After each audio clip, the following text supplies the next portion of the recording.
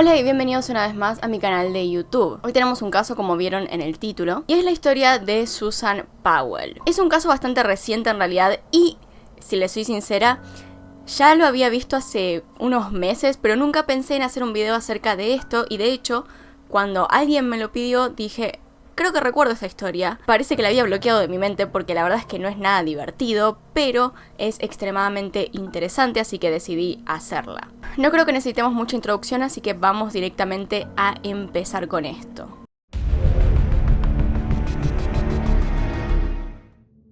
Todo esto ocurre en el año 2009 en West Valley City, Utah, Estados Unidos. Esta persona que ven en la pantalla es Susan Cox. Este es en realidad su nombre de soltera antes de casarse con la persona que están viendo ahora mismo, llamada Joshua Powell. Susan era una persona que, según todo el mundo, había crecido normal, es decir, había crecido en un ambiente bastante sano. Era parte de la iglesia mormona, pero realmente, más allá de todo, su infancia fue bastante buena. Era la tercera de 4 hermanas, muy amigable, carismática, la verdad es que no tenía ningún problema en particular. Sin embargo, la persona con la que decidió casarse, Joshua, había tenido una infancia un poco distinta. Él había sido criado por Stephen Powell, una persona que ahora conocemos como convicto sexual. Creció en un ambiente realmente lleno de misoginia a causa del padre, ya que él le había enseñado a mirar despectivamente a las mujeres. Esto se puede ver en el trato que tenía con su madre, que ahora les voy a estar contando. Y no era solo eso, sino que aparte le había enseñado a una corta edad cosas que un niño nunca debería ver. De esta manera, Josh creció con mucho odio, a tal punto en el que en una ocasión, mientras era chiquito, mató a su hámster. Terminó también amenazando a su madre con un cuchillo por querer que lavara los platos. Aparte de esto, también había intentado suicidarse cuando era joven. En 1994, los padres de Josh decidieron divorciarse, ya que se llevaban terriblemente mal. En el medio de esta discusión y en el medio de un juicio por tenencia, quedaron sus hijos. Ambos padres pelearon por la custodia, atacándose. El padre de Josh decía que la madre hacía brujería, mientras que la madre tenía algo más sólido. Terrika, la madre de Josh, lo acusaba de haber llevado el uso de pornografía, que por cierto compartía con sus hijos, al extremo. Incluso Josh, años más tarde, salió a decir que su padre abusaba de él, que no lo había tratado para nada bien y que no había tenido la mejor de las infancias. Aún así, toda esta historia no es excusa para lo que pasó en el 2009. Como dije antes, ellos se habían casado, se casaron en el 2001 junto a la iglesia mormona. Eran muy jóvenes, ella tenía 19 años y él 24, y por esto a toda su familia les parecía algo lindo, les parecía que formaban una linda pareja, que eran lindos los dos juntos y que tenían todo un futuro adelante suyo. Joshua tenía una licenciatura en negocios y trabajó para varias compañías diferentes a lo largo de los años, mientras que Susan era una cosmetóloga entrenada, quien tomó un trabajo en Wells Fargo Investments después de que se mudaron. En 2005 tuvieron a su primer hijo Charles y en el 2007 nació Brayden. Ambos tenían gustos bastante definidos. A uno le gustaba mucho la naturaleza y la ciencia y quería escribir en algún futuro, mientras que el otro era un típico nenito al que le gustaban los autos de carreras, jugar y los Transformers. Como pueden ver, en la foto se veían muy felices, todo parecía normal, era una familia tipo, que según los que estaban cerca de los que los veían, eran felices. El tema es que la felicidad no duró mucho y su vida se volvió un infierno. Susan tenía una amiga muy cercana que conocía de toda la vida y a la cual le terminó contando algunas cosas. Resulta ser que mientras el matrimonio avanzaba, Josh la maltrataba cada vez más, en el sentido de que creía que le pertenecía. Era tan abusivo al punto de que Susan no quería estar más con él.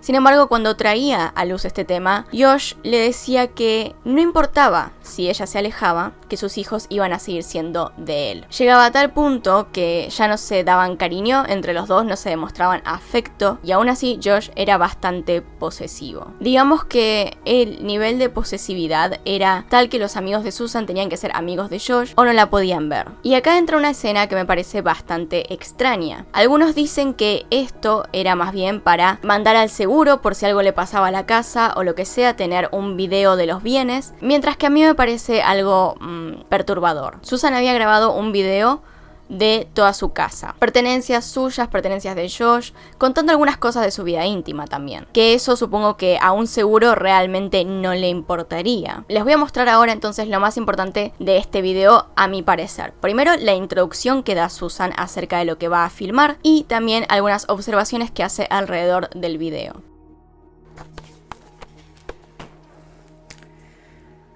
This is me, July 29th, 2008. It is 12:33 Mountain Time.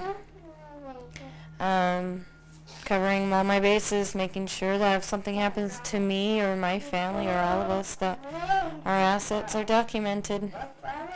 Hope everything works out and we're all happy and live happily ever after as much as that's possible.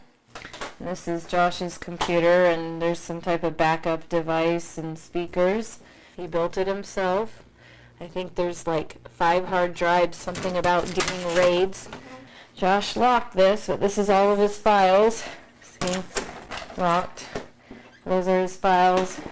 And he bought expensive stuff, like these are, I think this was like a couple of $1,000 of like, it says graphic design templates by Stock Layouts or something like that.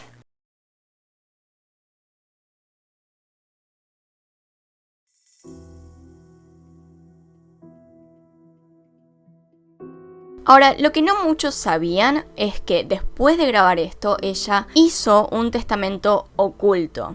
En este testamento no solo al final dice que no se lo dejen ver a su esposo, sino que aparte cita algunas veces cosas como: quiero que se documente lo que pasa en nuestro matrimonio y que si muero puede que no sea un accidente, incluso si parece uno. Muy interesante lo que dice en este momento y sinceramente creo que es bastante importante para lo que vamos a hablar ahora. También resulta que un año antes, en el 2007, Josh había comprado un montón de cosas muy caras que eran solo para su uso. Es decir, cosas que no planeaba que sean para la familia, egoístas, cosas egoístas que aparte había comprado también con la ayuda de la tarjeta de su esposa. Y este mismo año se declaró en bancarrota. Eso es un detalle que tiene que ver con el video que acaban de ver, en esa parte donde ella expresa que Josh había comprado todas estas cosas caras. Pero pasemos a lo importante del video. La mañana del 6 de diciembre del 2009, Susan y sus 2 hijos acudieron a actividades de la iglesia. Algo que era en realidad bastante normal, algo típico, y lo que pasó después es donde empieza todo lo extraño. Susan, esos días, se supone que dejaban la guardería a sus 2 hijos, a una hora en específico que era las 6:30 de la tarde. Obviamente la encargada del lugar siempre la esperaba a la misma hora. Y Susan, siempre que iba a faltar o que se iba a retrasar, le mandaba un mensaje o la llamaba. Al ver que se acercaba la hora y pasaba, pero Susan no se comunicaba con ella y no llegaba, se empezó a preocupar. Así que decidió llamar a su trabajo, donde le dijeron que Susan no estaba ahí. Empezándose a preocupar cada vez más, llama al trabajo de Joshua, donde le dicen que él ni siquiera se presentó. En este momento, muy preocupada, decide ir directamente a la casa y fijarse qué estaba pasando. En este lugar encontró lo que parecía ser una vivienda vacía, ya que nadie contestaba ni el timbre ni los golpes a la puerta. Acá es donde empezó a pensar que tal vez, como hacía frío, estaba nevando, la familia sufrió una intoxicación por monóxido de carbono. Este es un pensamiento bastante común, como dije, estaba nevando, entonces tal vez durante la noche, o tal vez durante la siesta, si es que hacían siesta, dejaron la estufa prendida, algo prendido, y en el medio sufrieron una intoxicación normal. Así que como estaba preocupada, llamó a la hermana de Josh. Ella acudió a la casa con su madre y es ahí donde llaman todos juntos a la policía. Como la familia no había mencionado irse de viaje, la policía acudió de inmediato y piensan que evidentemente sufrieron una intoxicación de monóxido de carbono, así que obtienen el permiso para entrar a la casa, rompen una ventana y entran. En este momento, de haber encontrado a la familia intoxicada, hubiese sido una historia trágica, pero normal. El problema acá es que en realidad no había nadie. Se pusieron a investigar de inmediato y al parecer no había signos de robo ni de entrada forzada, pero lo que faltaba era el auto. Así que asumieron que se fueron de viaje sin avisarle a nadie. Lo único extraño de todo esto sería que ninguno de los dos avisó al trabajo que iba a faltar. Así que en este momento, como era un caso extraño, entra un detective a cargo. Él es Ellis Maxwell. Apenas entró, observó que no había nada en particular extraño, como dije, no había entrada forzada, no había nada fuera de su lugar, no parecía un robo, así que todo era completamente común, hasta que llegó a la habitación principal. En este lugar había 2 ventiladores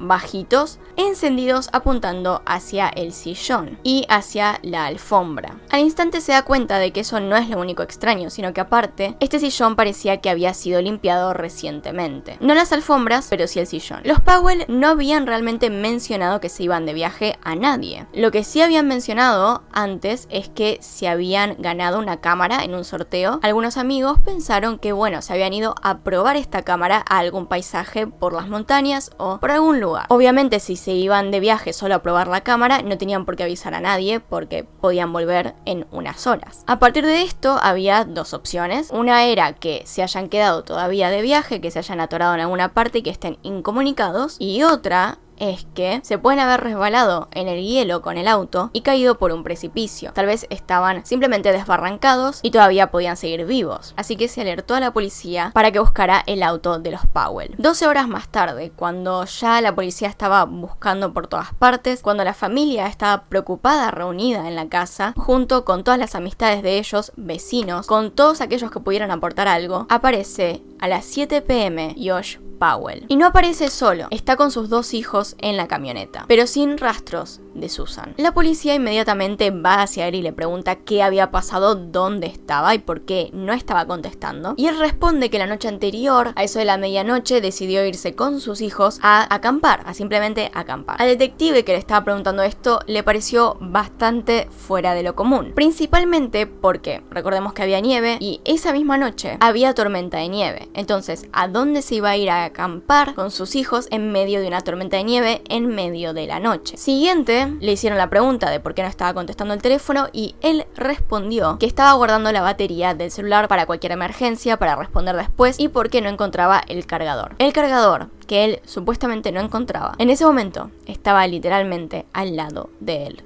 Ahora, mientras la familia y amigos estaban llamando a todos los conocidos para ver si sabían algo, una amiga de la familia, Giovanna Owens, dice haber estado con ellos ese mismo día en el que Susan desapareció. Según esta amiga, habían almorzado juntos, Josh actuaba normal, realmente, había hecho panqueques junto a sus hijos y no pasaba nada raro, se veían todos felices. Esto suponemos que fue la última vez que se los vio a todos juntos. Lo que hacía la situación extraña, más que nada, es que los amigos no pensaban que fuese raro que Josh de repente sacara a sus hijos a acampar en el medio de la noche, porque según ellos, Josh era una persona extraña y que haría cosas de la absoluta nada. Sin embargo, esto no lo salvaba de tener que testificar, así que se lo llevaron a la comisaría, donde le preguntaron cosas específicas acerca de lo que había pasado o de lo que creía que podía pasar. Le preguntaron también si sabía algo de alguien que pudiese estar planeando cosas contra su esposa. Él se limitaba a contestar con no sé, no me acuerdo, no tengo idea. Lo curioso es que tampoco se enfocó en preguntarle a la policía qué sabían ni si podía ayudar en algo. Y aunque a partir de todo esto la policía tenía sus dudas acerca de él, no tenían ninguna prueba de que haya tenido algo que ver con la desaparición de su esposa, así que no tuvieron más remedio que dejarlo ir. Para este momento se había convertido en una persona de interés, pero no un sospechoso como tal. Pero pasó algo que indignó a muchas personas. Josh, de la nada, un mes después de la desaparición de Susan, se muda. Se había ido a vivir a Washington con su padre, sin decirle a nadie, todos buscándola. Él se va. Algunos podrían decir que se estaba intentando alejar del recuerdo de Susan, pero otros tenían pensado que estaba huyendo. Antes de irse de la casa, la policía había logrado investigar algunas cosas dentro de la casa, habían logrado hacer en profundidad una investigación y no habían encontrado casi nada. Retiraron también las computadoras que tenía Josh, que tenía un montón, y algunas cuantas cajas. Lo importante que se descubrió acá es que las computadoras estaban totalmente encriptadas, tenían una contraseña y no se podía entrar por ninguna razón. Él había puesto muchísima seguridad en lo que tenía dentro, entonces no pudieron descubrir si había algo extraño ahí, pero lo que sí es extraño es que haya puesto tanta seguridad en una computadora personal. ¿Qué estaría ocultando? La otra cosa que encontraron fue cerca del sillón unas manchas de sangre. Eran muy chiquitas. El detective se había referido a esto como si alguien hubiese estornudado de lo chiquitas que eran. También quisieron ir a investigar el lugar donde supuestamente habían ido a acampar, a ver si tal vez Susan estaba ahí, pero no pudieron descubrir nada porque había nieve, recién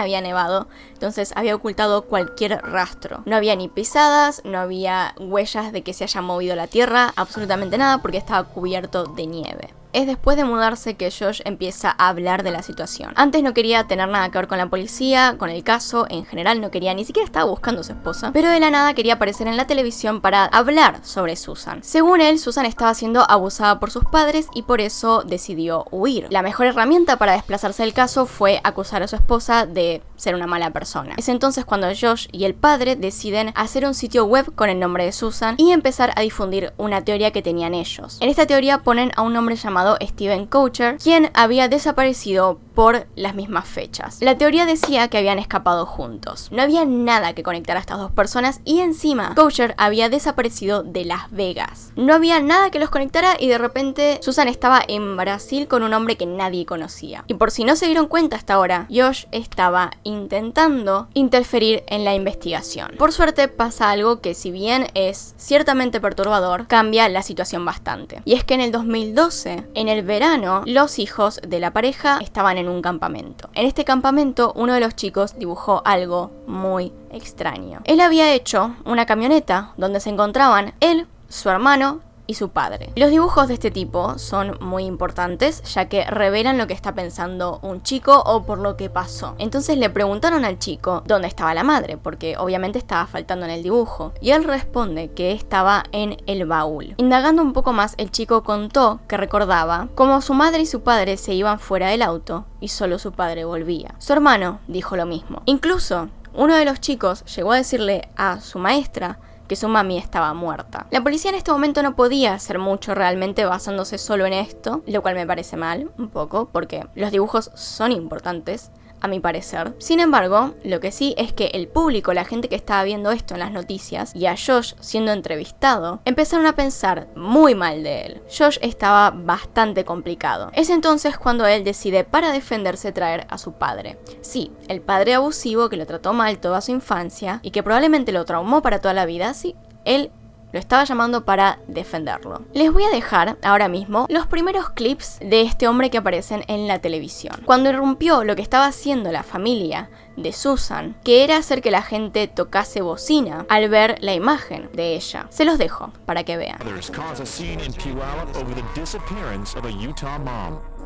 The search for Susan Powell slipped into a family feud today. Her father and father-in-law go toe-to-toe as cameras were rolling. Then her husband, Josh Powell, made a stand. Spotlight. We were just handing out flyers, and all of a sudden he comes approaching with cameras. Steve Powell says Cox is spreading misinformation about his son and harassing his family by staging events where they shop and live. Chuck Cox uses my sons as pawns in the media to drive whatever message he is trying to drive. Ahora, la familia no estaba haciendo nada extraño como Steven dice en las noticias. La familia simplemente estaba haciendo que la gente viese la imagen de Susan y que se grabara en ellos, haciéndolos partícipes, digamos. Tocas bocina, ves la imagen, todo el mundo presta atención a eso. Está bastante bien porque para la situación, para el contexto, ella estaba desaparecida. Entonces, la podían buscar a partir de recordar su cara. No era nada malo, pero acá se pone peor. Steven ahora también aparecía en la televisión hablando mal de Susan, pero su método era un poco diferente, ya que él aseguraba que Susan se la pasaba siendo promiscua frente a él, que ella hacía cosas extrañas para que la tocara. Pero aparte de todo, se le ocurrió que sería una buena idea hacer una canción acerca de Susan. Les voy a leer un poco de la letra para que se den una idea de lo que estamos hablando, porque no tiene desperdicio. La vida darse vuelta y mirarme, la vida darse vuelta y sonreírme. Yo no quería mirarla, pero tenía que hacerlo ahí mismo. Perdí mis sentidos por un momento. Nunca vi una sonrisa tan confortable. Hubo ojos que me hicieran querer compartir. Un amor tan puro y bueno para Susan con el pelo de rayo de sol. No voy a seguir traduciendo la letra porque se dan una idea, ¿no? Esto se lo está escribiendo y cantando el padre de Josh. Así que casi al instante salieron los amigos de Susan a decir que esto era mentira, que Susan no solo no se comportaba de ninguna manera cerca de este hombre, sino que aparte ella le tenía miedo. No se quería acercar, no quería que él se acercara a ella. Entonces la policía empezó a cuestionar a Steven. Se preguntaron si él tal vez estaba ocultando algo, si era parte de algo con el hijo. Entonces lograron, a partir de esto, entrar a su casa. En este lugar pasó algo que definitivamente le dio importancia al caso, le dio una vuelta definitiva, ya con el testimonio de los hijos, con el dibujito y con lo que encontraron en la casa, fue suficiente. En este lugar encontraron cajas, muchas cajas, computadoras con más de 4.500 fotos de Susan sin su consentimiento, 4.500. Así que el 22 de septiembre de ese año arrestan a Steven Powell. Pero no solo por las fotos, es decir, por el acoso que le estaba haciendo a Susan, porque 4.500 fotos sin su permiso es acoso, sino que aparte por pornografía infantil. Inmediatamente como debe ser, los hijos de los Powell fueron enviados a un orfanato. Se le sacó la custodia al padre. Recordemos que Josh vivía con su padre, así que de esto tenía que estar enterado. Inmediatamente se lo sacó de su cuidado. Los padres de Susan, es decir, los abuelos de estos chicos, pelearon por la custodia de ellos, para que no quedaran en el orfanato ni en las manos del padre, ya que pensaban que como los chicos estaban diciendo cosas acerca de lo que pasó esa noche, podían estar en peligro. Y acá viene una de las cosas que me parece peores del caso, y es que al principio se le dio la condición a Josh de que podía ver a sus hijos si estaba en un lugar de alta seguridad, es decir, un lugar con mucha vigilancia, lo cual en cierta manera estaba bien, todavía no se había probado nada, todavía Josh era, por lo que se sabía, inocente, actuaba bastante mal, pero bueno, aún así la justicia estaba bien en eso, con vigilancia se podían ver. El caso es que después se le concedió poder ver a sus hijos en una casa, pero con una persona vigilándolos, digamos, alguien que estuviera al tanto del caso, un trabajador social los vigilara. Hacía el encuentro un poco más personal, supongo que menos traumante para los chicos, pero aún así muy mala decisión. En todo esto, Josh estaba intentando volver a tener la tenencia de sus hijos, por lo cual tenía algunos juicios programados para analizar la situación. Así que el 1 de enero del 2012, él tenía una cita programada para un juicio, para ver la situación, analizar y ver si le podían dar la tenencia. Pero la policía había descubierto en posesión de Josh ciertos dibujos demasiado sexualizados. El tema es que como eran dibujos y no fotos, no había ningún problema general, es decir, no se lo podía acusar de nada, no estaba haciendo nada, por decirlo así, ilegal. Lo que no podían permitir es que él volviera a estar con sus hijos, es decir, no podían permitir que él tuviera la tenencia de ellos. Así que hicieron que los abuelos se los quedaran, al menos hasta que hiciera un examen psicosexual, ver qué le pasaba y si podía realmente tener la tenencia, o siquiera permanecer viéndolos. Es en este momento que se piensa que Josh empezó a planear algo. Les explico. Luego del juicio y luego de ser negado la tenencia de sus hijos, se dirigió a retirar $7,000. Luego fue a cargar 19 litros de nafta y por último donó todos los juguetes de sus hijos. Sí, la verdad es que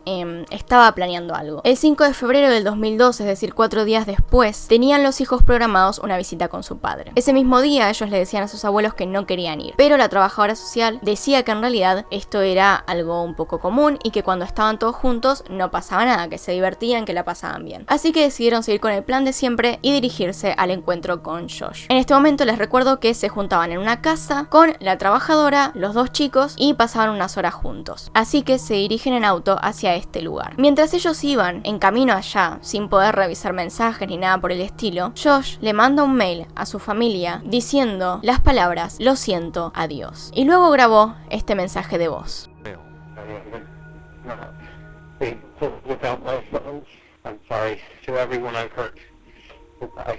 Alina Powell, la hermana de Josh, escuchó esto e inmediatamente llamó al 911, muy preocupada. A todo esto, debo decir que se debió tomar todo mucho más rápido. En esta llamada se reconoció a Josh de la televisión y del caso en específico porque había sido mediático, por lo cual creo que desde la primera llamada tal vez se lo hayan tomado con cierta urgencia, pero van a ver que en la segunda llamada no es tan así, lo cual es preocupante. Más allá de esto, sigamos. Entonces los tres llegan a la casa. Mientras Elizabeth estaciona el auto y se intenta bajar, los chicos salen corriendo hacia la entrada, hacia el encuentro con su padre. Esto era algo normal, ellos se emocionaban al verlo e iban corriendo. Normal, comportamiento de chicos. No pensó en preocuparse realmente. Pero mientras Elizabeth caminaba a la puerta, vio a Josh recibir a los hijos, encogerse de hombros y cerrarle la puerta en la cara. Elizabeth se quedó perpleja ante esto, nunca había pasado antes. Josh se había estado comportando normal hasta ese día y se quedó aún peor cuando escuchó detrás de la puerta que Josh le decía a uno de sus hijos que tenía una sorpresa para él. Nos enteramos más tarde de que en este momento él los estaba atacando con un hacha. Mientras ella seguía golpeando la puerta y escuchando esto, decidió llamar al 911. Es esta llamada la que les digo en la cual me parece que se debió tomar el asunto mucho más serio. Creo que más que preguntas, lo que hizo la persona detrás de la llamada fue acusar a Elizabeth, la trabajadora, de lo que estaba pasando. Véanlo por ustedes mismos.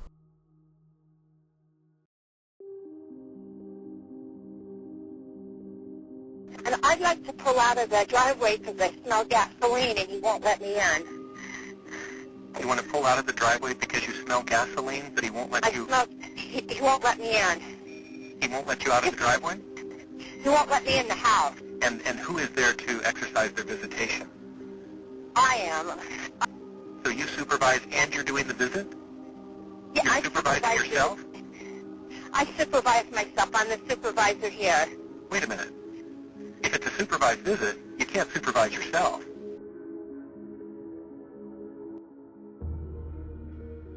El tema es que cuando ella terminó la llamada y seguía intentando ver lo que estaba pasando, se dio vuelta y la casa explotó. Nadie sobrevivió de esto.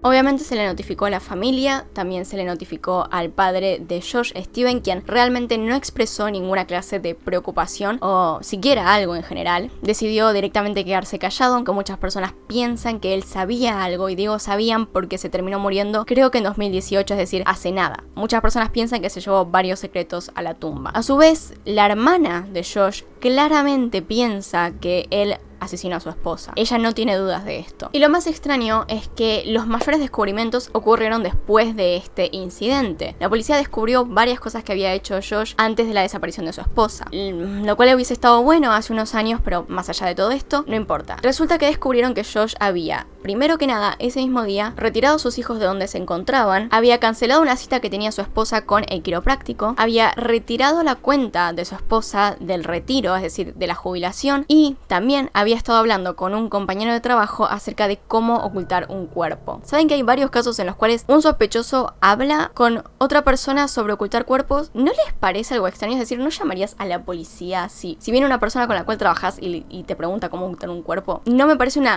algo normal. Y pasa en varios de estos casos. Unos días después celebraron este funeral para los chicos y de hecho se presume que obviamente Susan está muerta, y se pelearon con la familia de Josh para cambiar el estado de Susan a muerta. Había otra pista que podían seguir y era sobre el hermano de Josh. Él es el hermano de Josh y se lo tiene como sospechoso principalmente porque antes de morir Josh había hecho beneficiario de su seguro de vida a su hermano. Y no solo eso, sino que 2 años después de la desaparición de Susan se deshizo de su auto, lo cual obviamente los hace sospechosos a ambos, y la policía cree que en realidad los dos actuaron juntos. Más bien en realidad creo que son 3, es decir, no solo el hermano sino que también Steven. Sin embargo, en el 2013 Michael, el hermano, se suicidó. Así que todos, absolutamente todos los que podían saber algo, los que parecían más sospechosos, se llevaron todo directamente a la tumba. No declararon nada. Obviamente una de las cosas que la gente apunta como más irracionales, algo que nunca se debió haber hecho, es haber dejado a este hombre que se lo estaba acusando de haber desaparecido a la mujer, de estar cerca de sus hijos. Entonces, la verdad es que es completamente irracional. Es decir, desde el primer momento en el que se lo autorizó a ver a sus hijos bajo vigilancia, se pudo haber quedado ahí. Es decir, no tendrían que haberlo cambiado, pero ya dejarlo con una sola persona vigilándolo y sus hijos en una casa solos, la verdad es que me parece, y a muchas personas les parece, algo completamente fuera de lo común. No hay razón para que eso haya pasado. No deberían haberlo dejado cerca de los chicos. La verdad es que